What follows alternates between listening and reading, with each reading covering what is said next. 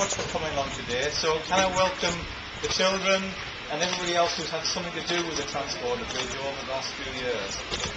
Stockton Council and Middlesbrough Council are very pleased to invite you here today for the launch of one of the very first things in the centenary year, and that's our new book. This book has been under preparation for nearly a year now, and there's a lot of sweat and heartache gone into that. And so we've got somebody here to introduce to you, Dave Allan, who's done the scribing of this book, trying to make sure it is actually a fitting start to the centenary year.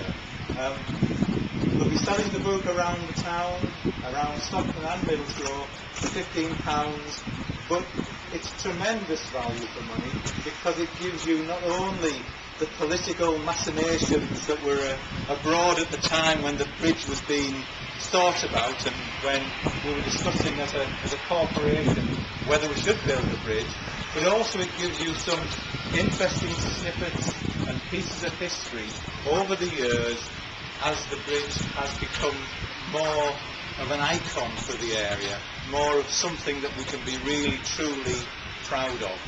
Most of this is captured within the book. What we hope to do in the future is maybe to have a second book looking at what we do during the celebration of the centenary and looking forward to what the bridge could be. Many of you will know that we're in with a bid to Heritage Lottery at the moment, asking for around about £2.5 million to improve accessibility to the bridge and really try and make a difference to how people can get access and enjoy and learn from the bridge. So we hope to hear about that in mid-May. There's a planning application for all of this work going to be considered by the council at the end of April, but all of this we hope will lead to us being successful for a bid which will give us this money to improve the access to the bridge. So there's a new story of the bridge just about to start, but I'll introduce you now to Dave Allan. Dave will say a bit about the story of the bridge so far. I'll just unmic myself and pass it on to Dave. Thanks, Brian.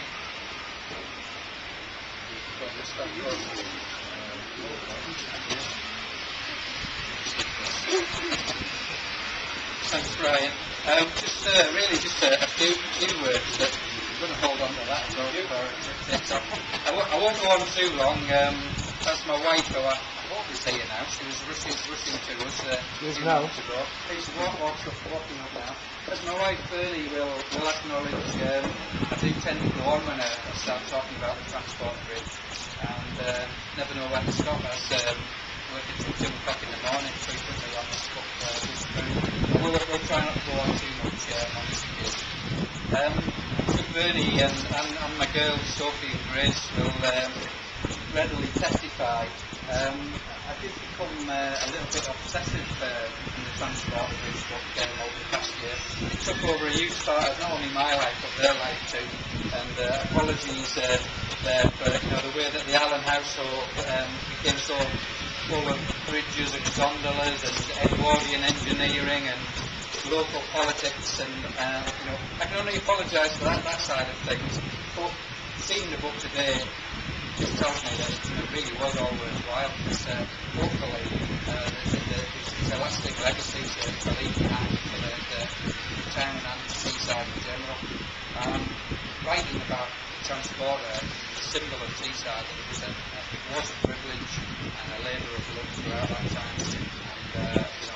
And I've been fortunate enough to write a few books, but this one, the rest of them have all been about Middlesbrough Football Club. I love Middlesbrough Football Club, but this one truly was the one I enjoyed the most of all. I loved every minute of it, and perhaps got a little bit too passionate about it at times. But I would like to say a few thank yous, because it wasn't just about me, this book, it was about so many other people. As in with my past books, Mike McGeary over there was my ace proofreader, and he was joined this time by my brother Dave Allan. And without the two of them to check out my misspellings and inaccuracies, it wouldn't have been anything like the book that it is today. And thanks very much as well to both of you. There were times when I think I couldn't see the forest for the trees that I made the book in it. And they gave me some wise words to keep me on the straight and narrow on that. I'm sure anyone who's already had a sneak preview of the book will know now major feature of it, and perhaps the biggest strength of it, is photo photography. Much of that comes from my good friend Paul Farrer, a fantastic amateur local photographer who it was great to see him get as passionate as I was about the book at times, and some wonderful pictures, so thanks for that, Paul. They really are superb. Without the initial encouragement of Roger Wakeley, Middlesbrough Council's principal engineer, I would never have done this book. It was a chance meeting between Roger and I here at the Transporter when I was being a geek and looking up at it and just enjoying it. Roger asked me what I was doing here, and the next thing we were talking about doing a book for the 100th year. So that's how it happened, and thanks for your enthusiasm early on there, Roger. And Roger, a huge help throughout that, as was Brian, Jed, and indeed Leslie Jackson for their encouragement throughout the project. I really do thank you. I'm sure Paul will join me as well in expressing grateful thanks to Bridge Master Alan Murray. Alan, I know you're here somewhere, I can't see you now. There you are at the back. Alan, thank you very much to you and all your staff for being so welcoming whenever we came along to be pests, asking silly questions and getting to ridiculous places to take a photograph, etc. But it really was appreciated, and hopefully you'll see that it is worthwhile. And researching the book would have been impossible without the help of Anne Thirst at the Teesside Archives. Anne, you were a star throughout. Sorry for being such a pest, constantly asking for incredible deadline questions, and you had to spend much time, and you couldn't have done it without you. Thank you very much. By the way, anyone who's never been to Teesside Archives, just up the road here, I really do recommend that you go, because it's absolute treasure trove of local history. It's a fascinating place, and I'm sure Anne and her staff will make you very, very welcome there. I'm also grateful to the patience and the design skills, particularly of Steve Tolson standing over there. And Steve works for HPN in Newton Aycliffe, who the company that both designed and printed the book. And Steve basically made my ideas into reality, and Steve did an absolutely fantastic job. It really does look the part. I've also had the good fortune to, as I say, to have previously written several other books.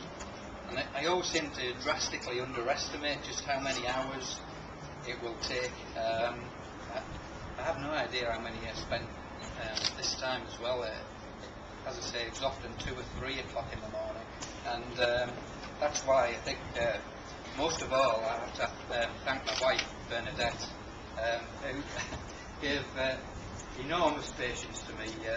I really did put on hold our family life at times over the past year, I'll admit, and thank you, Bernadette, for bearing with me in working in the small hours, and to Sophie and Grace too.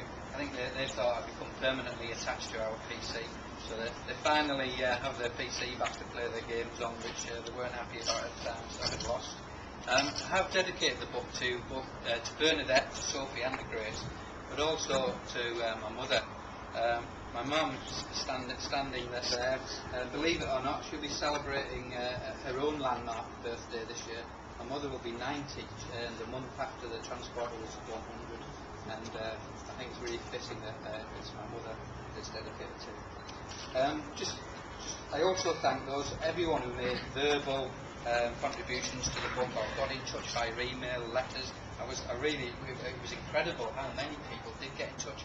Some superb stories. I'm sure there's a lot more still to come over the course of the year. And I'm delighted that some of them are here today. I know Maurice Taylor is here, and I believe Alex Bob, Colin Hatton, and Robert Keane are here.